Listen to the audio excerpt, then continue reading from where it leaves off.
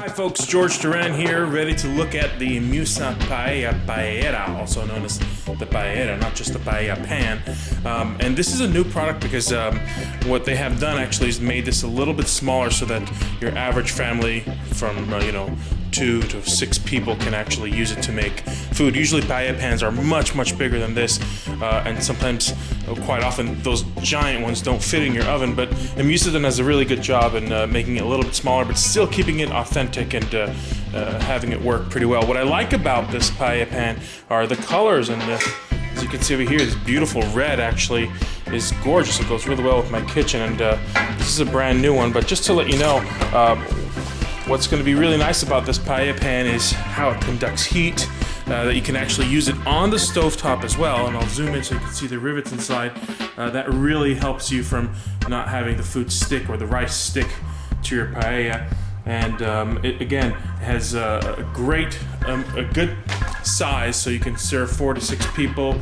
And it has these awesome handles, so of course you don't burn yourself while you're doing it on the stovetop, and it's easier to actually carry and place it on the table or directly in your oven. So what I'm going to be making today is a tomato smoky paella that has chorizo, which is a very authentic Hispanic, or I should say Mexican, sometimes even Spanish sausage with lots of paprika, a lot of smoky flavor, and we're going to go ahead and do that on my stovetop. Okay, so we're ready to make our paella, and I have some stock, chicken stock, a little bit warm on the side, and what we're going to do is add some olive oil to this pan, which is starting to get a little warm, and you're going to add about ½ a cup of olive oil. It's a lot of olive oil, you would say, but honestly that's what paella is. It's kind of like fried rice, but cooked in a different method. And again, I'm going to be adding my chorizo, and this is a Spanish chorizo, very filled with paprika. It's by D'Artagnan, and it's a really good flavor actually. And to that we're going to add half a red onion and 4 cloves of garlic chopped.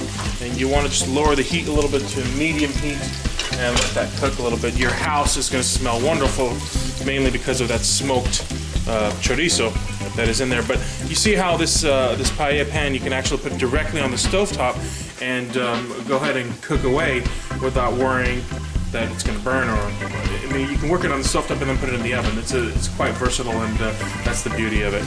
So we're going to go ahead and cook this for a little bit and come right back. Okay, so these guys are nice, starting to brown up. The onions are softened, and that's exactly what you want to do, and just kind of spread it out evenly like that, because it's time for our rice. And I'm using short grain rice, in this case arborio rice. You can definitely use medium grain rice as well for this. It's not a problem. So we're going to add about 2 to 2.5 cups of this rice. Just kind of spread it all around. I'm going to let that mix a little bit in there.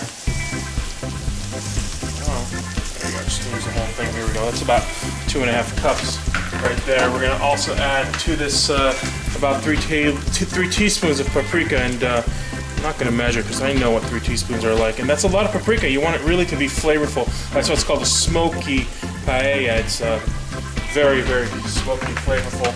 And to that, we're also going to add a little bit of salt to that. I'll reach over here. There you go. Not too much, because some of the chorizos out there are actually pretty salty.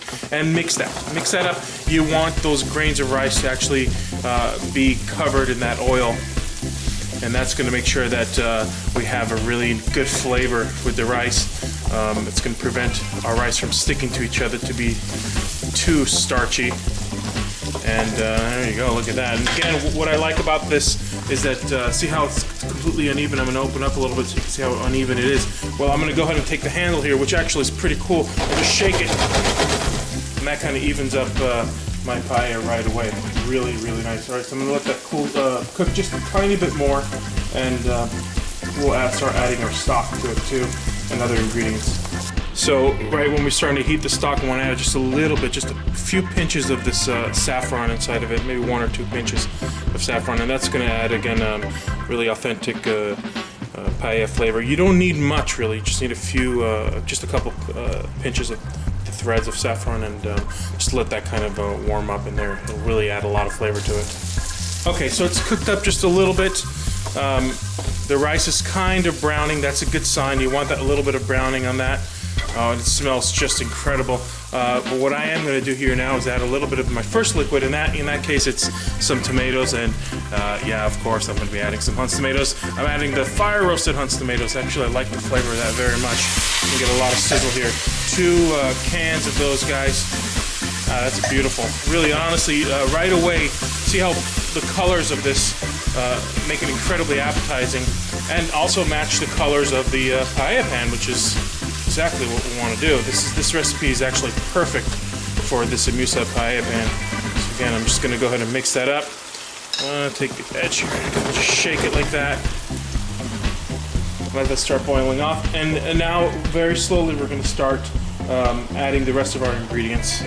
All right, so we have some even heat distribution. I know that because the entire thing is kind of slowly simmering.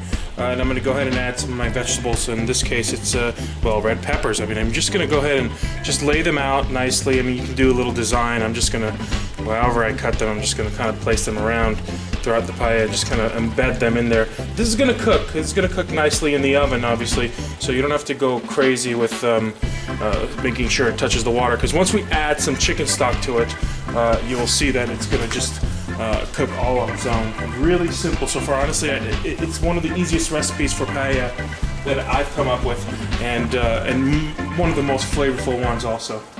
So now to this we're going to add about 2 cups or half of your chicken stock that's already been warmed up a little bit, and we're just going to just lay it all across just like that. Don't touch the rice, don't mix it anymore.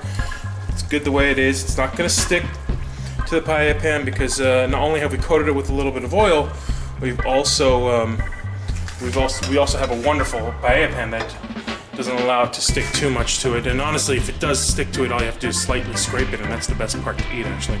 So as you can see, it has like a nice even kind of bubbling everywhere, and we're going to let that just simmer for about 5 minutes before we place it in the oven. All right, so 5 minutes have passed, and that means that we're ready to add the second half of our chicken stock that has the saffron in it. And you know, you can do this in numerous steps. You can definitely try to add about half of this and then half right before you put it in the oven, but I'm just going to go ahead and skip right to it. And as you can see, a lot of liquid in there, more than above the rice line, but that's perfectly fine because we're going to go ahead and turn off our stove, and I'm going to put this directly into a 400-degree oven that's been preheating. Okay, here's our oven, and again, what's nice about this paella pan is that it has these handles here that aren't hot whatsoever. Obviously, they will be hot when we put them after we take it out of the oven, so be careful with that. But otherwise, look, it fits in a standard oven, which is perfect because those large paella pans would never fit in this oven. So this is going to remain here for about 10 to 15 minutes, maybe a little bit longer. You have to watch it. You have to look at it. Once you start seeing it goes dry, you remove it. If you see that it's too dry and the rice isn't cooked enough, add a little bit more stock to it if you have to. But it all depends on the type of oven you have. In this case, I have a very efficient convection oven, so it might dry up sooner than I think, so I may have to add some more liquid to it, but we'll see. Okay, so here we are. Paella is done. It looks absolutely gorgeous, and as you can see, the rice is cooked off really nicely. The peppers are cooked. It's really bright red. I mean, this is what I like about this recipe. Adds a lot of color and makes it really vibrant. So to this right away, what you want to do is just spread about a cup or so of frozen green peas, and this is gonna, you know, add extra color to it. You know, 5 minutes before I took it out of the oven, you could have placed some frozen shrimp throughout this and placed it back into the oven, and that shrimp would have cooked right on top of it too, or any sort of seafood as well. But honestly, if you let this just rest for 5 more minutes, you're gonna those peas are gonna thaw right away. They'll be nice and crisp and fresh, and more importantly, the rice will be just perfectly cooked. This is the way paella should be served, actually. Such an easy, simple recipe, and all you really need is a paella pan such as this one. And again, the beauty of this paella pan is that you have the heat distribution that is absolutely divine. It's perfect. It's just really even in this pan. You have beautiful colors, and there's my timer. I took it off 5 minutes before. You have beautiful colors that IMUSA has for the paella pans, and these nice helper handles that actually you can use to put from your stovetop directly into your oven. And this is the beauty of it. It actually fits in your oven. Most of the times those paella pans that you find out there don't fit in your oven. This one actually does. It's 15 inches wide and it fits nicely in your oven. And now I'm going to turn off the camera so I can enjoy my smoky tomato paella. Take care, guys. I'm George Duran. I hope to see you soon.